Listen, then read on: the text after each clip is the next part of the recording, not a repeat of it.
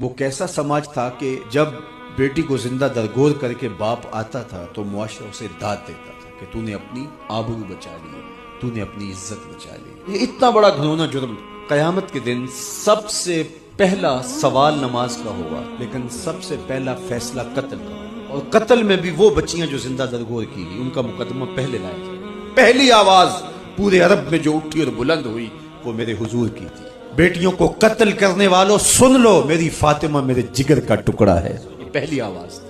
یہ صرف کلمہ محبت ہی نہیں ہے، اس ظالمانہ سماج کے خلاف جو ہے وہ علم جہاد میرے حضور نے بلند کیا۔ میری بیٹی میرے جگر کا ٹکڑا ہے، اور کہا جو دو بیٹیاں، دو بہنیں اللہ کی رضا کے لیے پروان چڑھائے اور ان کا نکاح کر دے، قیامت کے دن وہ یوں میرے نیڑے ہوگا جس طرح یہ دو انگلیاں کری۔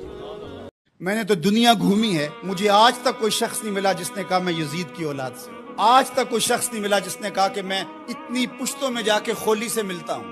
کسی نے یہ نہیں کہا کہ میں شمر کے نسب سے تعلق رکھتا ہوں، لیکن کائنات کے جس کونے میں گیا ہوں کسی نے کہا میں موسیٰ کاظم کی اولاد سے ہوں، کسی نے کہا میں جعفر صادق کی اولاد سے ہوں، کسی نے کہا میں امام علی رضا کی اولاد سے ہوں، میں حسنی سید ہوں، میں حسینی سید ہوں۔ تو یار نام تو ان کا باقی رہا، تو یزید کا تو نشان مٹ گیا، تشخص بھی مٹ گیا، اور حسین کے روزے پہ آج بھی جھنڈے۔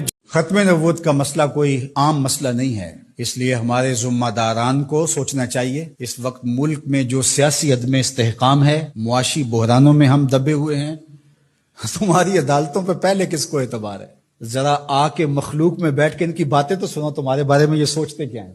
اور تم اب مذہبی ایشوز کو چھیڑ رہے ہو، اور پھر شریعت کورٹ موجود ہے، یہ فیصلے ان کو دو تاکہ وہ صحیح طریقے کے ساتھ ان فیصلوں کو نپٹائیں۔ ہر چیز اپنے ذمے لے لینا اور پھر تماشا بن جانا جس طرف ملک کو لے جایا جا رہا ہے۔ کچھ لوگ تو یہ کہہ رہے ہیں کہ کچھ عالمی سازشوں کے ڈانڈے اس سے ملتے ہیں۔ میں سمجھتا ہوں کہ عالمی دسیسہ کاروں کو کچھ کرنے کی ضرورت ہی نہیں ہوتی ہے، ہماری حماقتیں ہی کافی ہیں ان چیزوں کو کرنے کے لیے۔ تو اللہ تعالیٰ جل شانہ حفاظت فرمائے اور اس وطن کی خیر فرمائے۔